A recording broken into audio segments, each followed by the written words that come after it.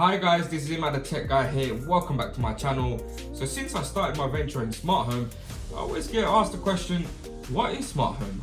Why do I need one? And how do I start building my own smart home?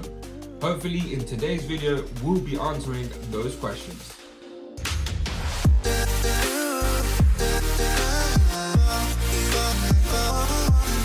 Before I continue with this video, if you guys have any questions in regards to smart home, for example, you need help picking your smart home device, do not hesitate to contact me. I'll be leaving my socials below. And if you haven't subscribed to the channel, make sure you do. I've already posted videos on smart home devices such as the Amazon Echo Dot, Apple HomePod Mini, smart lighting, and many more. Hopefully, as I continue to build my own smart home, I'll be posting more videos. I'll be leaving chapter titles below, so feel free to skip to certain parts of the video you're interested in. Like always, I'll be leaving links in the description below if you're interested in purchasing any of the products I mentioned today. Now back to the video. After I've answered those questions, I will be suggesting smart home devices that you could start off with. However, I will be focusing on devices that are suitable for rental properties. This does still apply to owned properties, and do not worry, the products that I mentioned today, you can always take them to your next property if you decide to move out. I will be posting another video on properties that you own. I do feel like you can make the most out of smart home if you own the property. That said, I do live in a rental property, and so far I'm so happy with my smart home. So what is smart home and why do I need one? To put it simply, it's just a bunch of smart devices serving your convenience. But it's not just that. It keeps your home and your family safe. You can even monitor your home no matter where you are in the world. You can even save energy and notify you when someone at the door, when there's a water leak, when you left your window open, and many more. You can customize your home whatever way you want to. It's easy, and you don't need to have a passion in technology to build your own smart home. Smart home technology is limitless, designed to help you get the most out of your smart home. Currently, most of my lights are smart. Now what that means is I can use voice commands to turn on or off my lights. I can even change colors depending on my mood or the time of day. I also have a smart plug that's connected to an iPhone charger. Now whenever I turn on my smart plug and connect the charger to my phone after 11 PM, which is usually when I go to sleep, it will turn off all my lights throughout my home, whether it's the living room or the bedroom. Of course, this is customizable. You can choose what lights to turn off, when to turn off the lights, when to turn off the smart plug, and many more. It's completely your choice on how you want to build your own smart home. Now going back to what I said earlier in regards to rental properties, there are some smart devices that are not suitable for rental properties.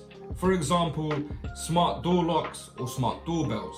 They may require you to do some drilling, and your landlord may not allow you to do that. Now I won't be covering these types of devices, but there is still so much you can do that does not require much effort or any drilling.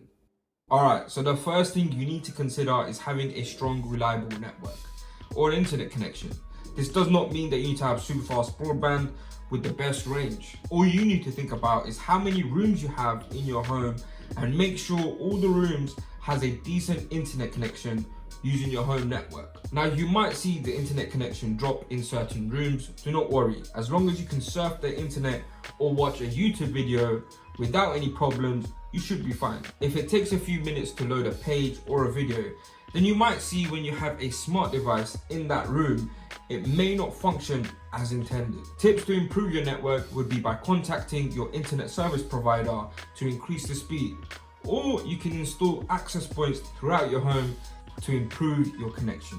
Another good tip would be is to start with your router. Make sure there isn't any devices next to your router that uses radio waves, as it can disrupt the connection. Sometimes the walls in your home can cause a disruption. In that case, you might need to move your router to a more centralized position. There are a few smart home hubs available for consumers in the market, but the most common smart home hub consumers tend to use when they start building their own smart home is either the Amazon Echo Dot, Apple HomePod Mini, or Google Nest Mini. You may already have a smart home hub at home, such as the Apple TV 4K, Amazon Echo Show, or the Nest Hub, which works just as well. But if you have the Apple TV 4K and you're an Apple user, I would personally purchase the HomePod Mini because of the always listening voice assistant. You can also use an iPad as a hub, but the iPad will need to stay in your home or else your smart home devices may not function as intended. Of course, the smart hubs I mentioned come with their own unique voice assistant. Apple uses Siri, Amazon uses Alexa, and Google uses Google Assistant. I would personally pick the smart hub depending on what mobile phone you use. For example, if you're an iPhone user, I would personally pick the HomePod Mini, or if you're an Android user, I would pick either Amazon or Google. Now, if you ask me which one I would pick between Amazon and Google, I would rather pick Amazon, only because there are more compatible smart devices on Amazon Alexa than Google Assistant. However, Google does have a simple user interface, and more consumers are switching from Amazon Alexa to Google Assistant. Now that you have a good network and a smart hub, it's time to decide and add your smart home accessories and devices. This is where the fun begins, and you start to feel like Tony Stark. Before you begin adding accessories or devices to your home, I would think about creating a plan that works for you in the long term. I would also consider what systems to buy into, which I will explain later in the video. But to explain it briefly, some devices may require you to buy an additional hub or a bridge. You don't want to keep buying hubs that you may not need. Smart home accessories can get expensive, so make sure you think about what you're purchasing and if it will benefit you in the long term. Some of the things I would recommend for a rental property is smart lightings, smart plugs, cameras, and many more. There is a lot to consider here, and it really does come down to personal preference, budgets, and other factors that suit your need. There isn't a right or wrong answer here, but here are some things I would do if I was starting from scratch. First up, I would start with my TV. As we are in the middle of the pandemic and hopefully it's coming to an end, and seeing that working from home is the future, I see myself spending more time watching TV, and adding LED lights to your TV improves your viewing experience. It's also said that it can reduce the strain in your eyes. What that means is we can now watch movies and shows for longer without all the negative side effects. As an added bonus, the perception of contrast on your display will increase. Now what that means is the blacks will appear darker against a lighter background. There are a few lights I would recommend. The Goofy Smart LED Strip Light is the best budget LED strip light. It is priced at $23.99 on Amazon. However, this only works with Alexa and Google Assistant. You can change colors, increase brightness and decrease brightness using voice commands. It also comes with music mode, and you can set scenes and routines. Sadly, there isn't a budget-friendly LED strip light I would recommend for Apple HomeKit users. From my personal experience, the low-end LED strip light don't really work well with HomeKit. I would personally spend the extra cash and get the Nanoleaf Essentials light strip. I use both the Groovy Smart LED light strip and the Nanoleaf Essentials light strip, and I found the Nanoleaf is so much more vibrant. Nanoleaf has a library of scenes, and you can even create your own. It has adaptive lighting features, which means it will automatically adjust the color temperature depending on the time of day. During the day, the lights will be cool white, and during the evening, it will be warm white. Their best feature is it is Thread enabled. If you don't know what Thread is, I would recommend you guys watching my video on Thread. I personally think it's an excellent feature to have, especially if you own a large property. Something to consider, this only works with HomeKit. However, with the new firmware update, it now works with Google Assistant. You can pick up the Nanoleaf light strip for $49.99 on the Nanoleaf website. But if you want to get the best LED light strip on the market, in my opinion, is the LIFX Z Strip. Not only it works with HomeKit, Alexa and Google Assistant, but it can display multiple colors at the same time. A traditional LED light strip can only display one color at a time, but the LIFX Z Strip has a feature that can display multiple colors at the same time. For example, you can have one half that's red and the other half that's blue. Not only that, it can provide 1400 lumens of brightness, making it one of the brightest on the market. It is very expensive and comes at a price of $79.99 on Argos, and that's the cheapest I found. Alright, so that's LED strip lights out the way. The next accessory I would look at is smart bulbs. Smart bulbs can get expensive, especially if you're living in a rental property. You may not be able to install a smart light switch, and the only option that you have is installing smart bulbs. Personally, I would start with the room I most likely would spend my day, then move on to other rooms. You don't need to purchase everything in one day, and building your smart home is a journey. When it comes to smart bulbs, there are a few I would recommend. Firstly, my personal favorite, LIFX Mini. They produce one of the best colors and brightness. They work great with Alexa, HomeKit and Google Assistant. But the LIFX Mini smart bulb smashes the mirrors out of the park. It can be very expensive. The compact version, which produces 800 lumens, which will cost you around £30 to £40 for the color version, available in B22 and E27. Or you can get the white version, again available in B22 or E27, which will cost you around $14.99, and the white to warm for $24.99. I would suggest thinking about the room before purchasing either color or white.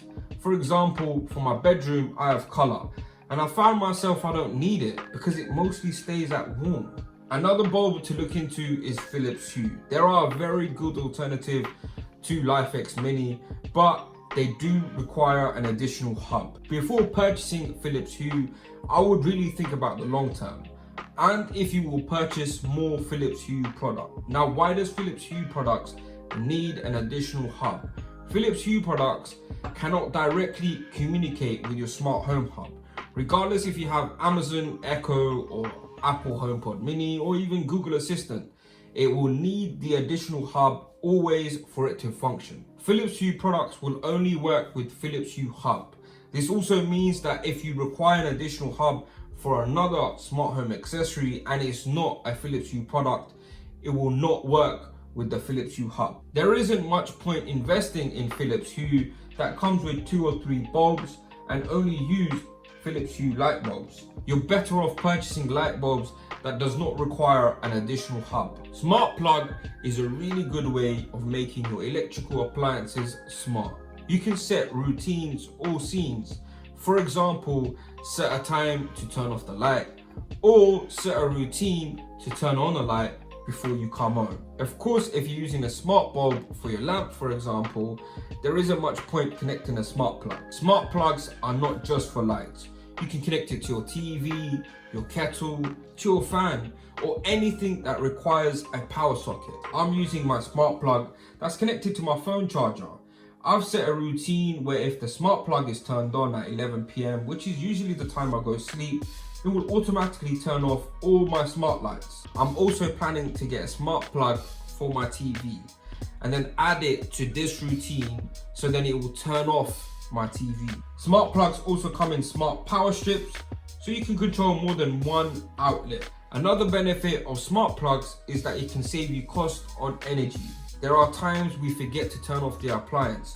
Now you can set the smart plug to turn off your appliance. Yes, the smart plug does require power and it needs to be connected to your Wi-Fi home network, but it's still better than leaving your TV on standby. I personally use Mirror's smart plug and it works great with Apple HomeKit, Amazon Alexa and Google Assistant.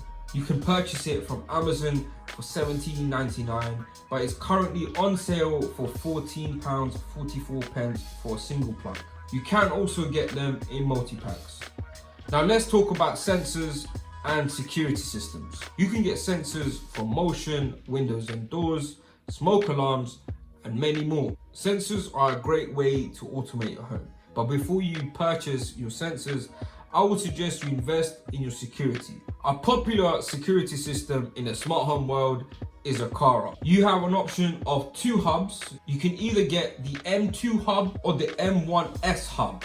The noticeable difference in these two, the M2 does have an Ethernet port and it's powered via a micro USB cable, whereas the M1S does not have an Ethernet port and it's connected to an outlet. However, it does have alarm integration and provides reliable Wi-Fi connection. Both are easy to set up and can add different types of sensors, such as the Aqara motion sensor and the door and window sensor.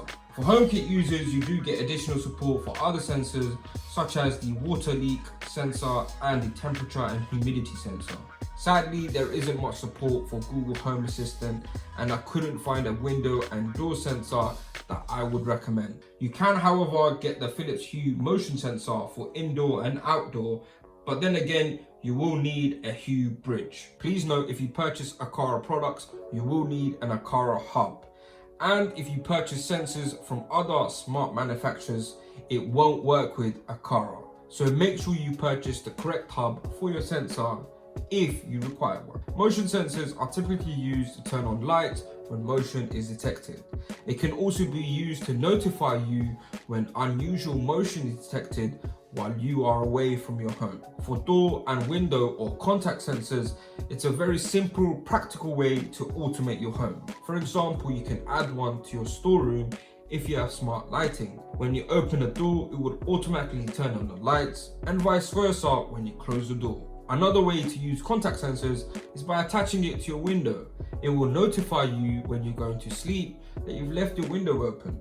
While we're on the topic of security, the next thing I would like to talk about is cameras. Cameras are essential when it comes to home security, and luckily there are some really good cameras on the market. Now, when it comes to cameras, there isn't a right or wrong answer here. All that matters is what's best for you. You can get an outdoor camera that is battery powered that lasts up to 365 days. And of course, there are some out there that require outlets. So it's best to look into what suits you and your smart home. I would look into Eufy if you're a HomeKit user, or you can look into Logitech Circle. If you're a Google Assistant user, you can't go wrong with Nest Camera. For Alexa, you can also use Eufy, Logitech, or Arlo. So hopefully after watching this video, you will know what smart home is and how to start your very own smart home. I also hope that these tips will give you an idea to plan your smart home. Again, before you start building your own smart home, I would think about having a solid Wi-Fi network throughout your home, and then think about what platform you want to use. I've already done some product reviews, so go check out my channel, and hopefully they are useful to you and helping you building your own smart home. Of course, I will continue to release more product reviews, and if you have any questions about the products that I spoke about today, or anything about smart home, then feel free to drop your questions below. I would also love to hear your experience so far in the smart home world. I'll be leaving my socials below if you want to DM me instead. Always happy to help you guys. If this video has helped you in any way, then please give it a thumbs up, share it with your friends and family, subscribe to the channel if you haven't already done so, hit that notification bell to be notified for future smart home videos. Thank you so much for watching. Until next time, this is Emma the Tech Guy signing out.